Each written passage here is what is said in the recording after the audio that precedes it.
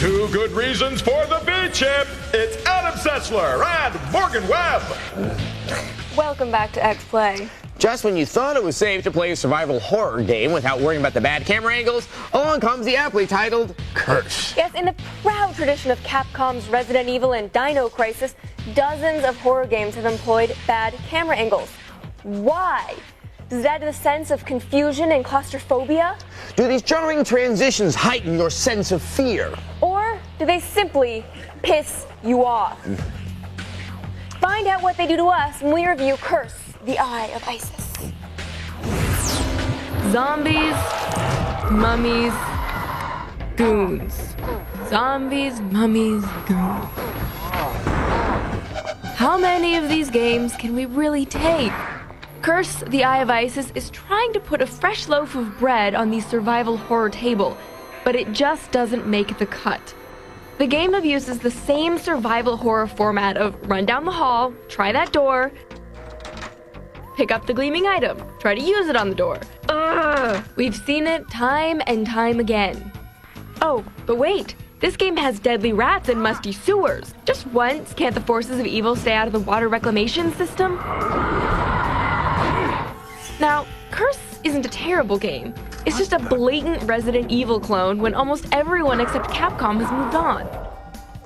In Curse, you switch control between the two lead characters, Darian Dane, the son of a famous Egyptologist, and Victoria Sutton, a museum curator. Oh, Darian, it's been terrifying. You've no idea. An ancient Egyptian statue has unleashed horror on the museum, and Dane is forced to reclaim his father's legacy. While a good deal of the action takes place in the museum, the plot eventually moves you to ancient Egypt, which is a nice break from the norm.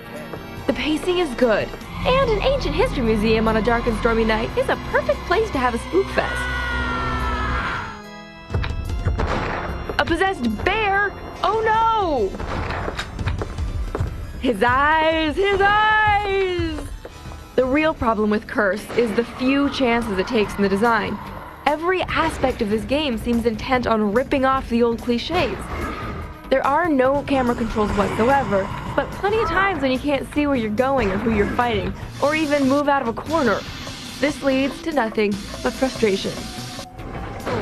Where are you, evildoer? Where am I? On top of that, the actual gameplay is humdrum. Clumsy combat with pistols and flamethrowers make up the boss portions, and the rest of the game is usually a glorified switch and key hunt, and not a particularly hard one. Most of the puzzles are obvious, if you have the patience to wander around finding the items you need. This game isn't horrible, but at a time when third-person adventures have advanced beyond Capcom's tired molds, it's hard to take the game seriously.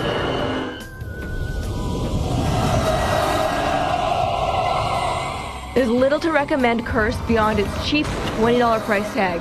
We give it a 2 out of 5. The bear just went crazy, and I don't know what I did to provoke it. Well, do you know what you did to provoke the zombies and the mummies? Well, apparently they were driven by their hunger for human brains, which is so typical.